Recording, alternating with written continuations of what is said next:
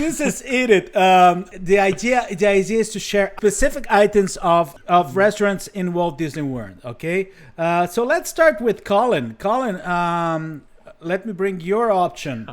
Do you remember I brought that? the affordable option to the table. Which was? Yeah, so this is actually steak and cheese at Floatworks, which is a really random item, and Jason called me out on it, but it's actually incredibly good. But if you've been to Floatworks, the food's very good. Get you some beignets at the end of the night and enjoy a good sandwich. Oh, okay. Let's go to my option. There's so many. And my option is actually it is kind of a homage to what's going on today. Actually, is the opening of Yachtman Steakhouse in Yacht Club Resort. So for me, one of my favorite picks there and options there is the 28-ounce porterhouse that people say they usually is for two. I know that it could be for one. Please tell me you didn't eat 28 ounces of steak in one sitting. Don't answer that. Don't admit it. Don't answer that. Actually, Yachtman Steakhouse, it is amazing. It is always a good experience. So this is my pick, the 28-ounce porterhouse. Have you noticed that all the time that I pick a plate for eat it, it is something. It is from the steakhouse. So we need to change the name for meat it. So we can't have that segment. So well, Jason, it's your turn now. So I went to the other end of the spectrum, quite literally. It's just weird for Jason. Well, I had this experience recently at Citrico's that is, I mean, I don't usually rave over desserts. I mean, I know Carlos is not a dessert person. You're not a big, really. You're not, but a it's really beautiful. Big dessert person But it's either. beautiful. But it's beautiful. But this apple rose at Citrico's, which also just recently reopened.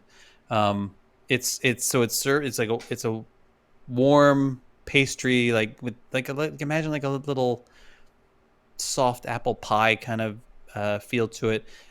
But so seasonal apples in there, marzipan. Marzipan. I'm crazy about it. It's incredible. It's got raspberry jam in it, and as Joey would say, jam good. Apples, good.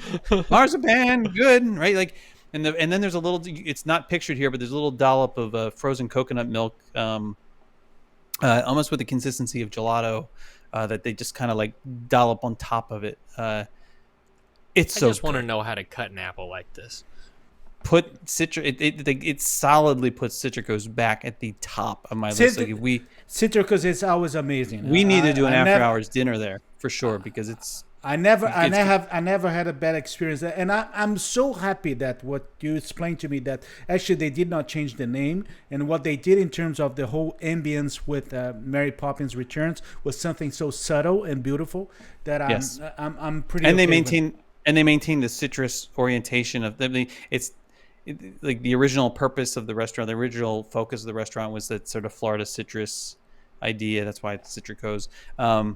And there's still those elements that are kind of weaved throughout the menu, and it is so elegantly done in terms of how they brought the Mary Poppins theming into that restaurant. It is a proper, respectful, very mature nod to Mary Poppins.